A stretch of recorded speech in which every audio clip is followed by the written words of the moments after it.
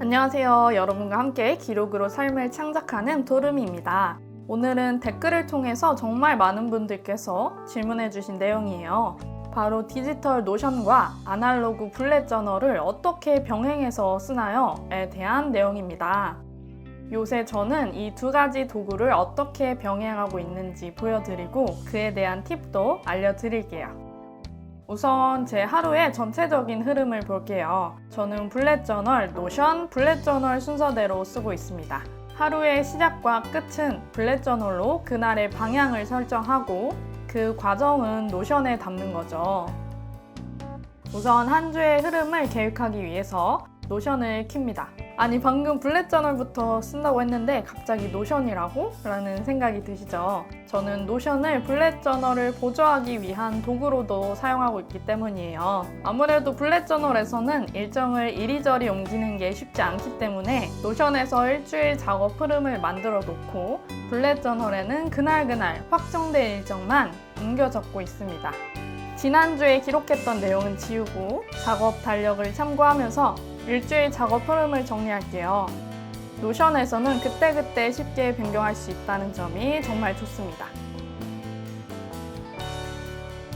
한 주의 대략적인 흐름이 나왔다면 드디어 아날로그 블렛 저널이 등장합니다. 아날로그 기록에서는 외부에 방해가 없기 때문에 오직 나만을 위한 시간을 가질 수 있다는 장점이 있습니다. 노션에 적은 작업 흐름과 블렛 저널에 적은 일정도 확인하면서 오늘 하루의 방향을 확정합니다. 자, 이제 오늘의 일정이 정해졌으니까 일정을 수행할게요. 일정을 수행할 때는 노션을 더 자주 사용하게 되더라고요. 유튜브 영상 작업이랑 독서 기록, 그리고 장문의 생각과 일기를 쓸 때 노션을 활용하고 있습니다. 빠른 기록과 쉬운 수정, 그리고 자료 수집, 핸드폰과의 호환성 등등 디지털 기록의 장점을 활용하고 있어요. 자, 이제 하루 일과를 모두 마쳤다고 칩시다. 저녁 성찰을 하면서 오늘 한 일과 있었던 일을 정리하고 오늘의 기분과 가계부도 함께 적습니다.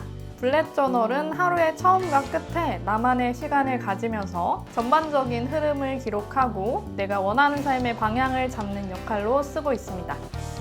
굳이 따지자면 노션에서 과정을 기록하고 블렛 저널에서는 그 결과를 기록하는 거죠. 병행 사용에 대한 팁을 말씀드리자면 각각의 장점을 파악하고 그에 따른 역할을 분리하는 게 중요합니다. 디지털은 기록 속도가 빠르고 수정이 용이하고 가상의 공간이기 때문에 실제 공간 차지가 없어서 부담이 적죠. 그리고 외부의 자료나 정보를 가져오거나 기록된 내용을 검색할 수 있다는 장점도 있습니다. 근데 방해 요소가 정말 많고 기록 형식의 자유도가 아날로그에 비해서 떨어진다는 단점도 있습니다.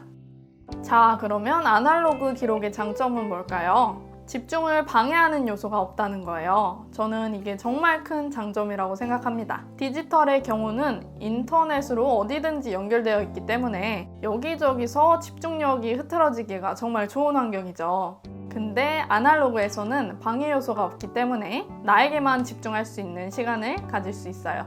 그리고 글을 쓰다가 그림이나 도표를 그리는 등등 형식에서 벗어난 자유로운 기록이 가능하다는 장점도 있습니다.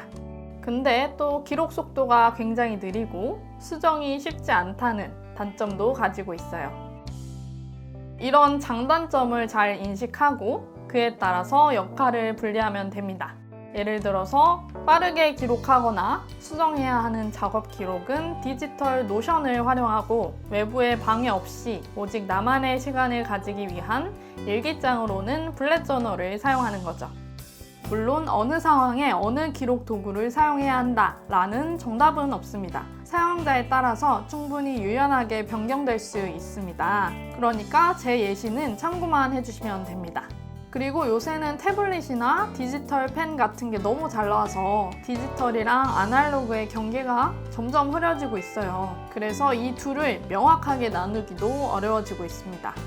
결국은 여러 상황에서 내가 직접 사용해보고 시행착오를 거치면서 나에게 맞는 도구를 알아가시는 게 가장 중요하겠습니다.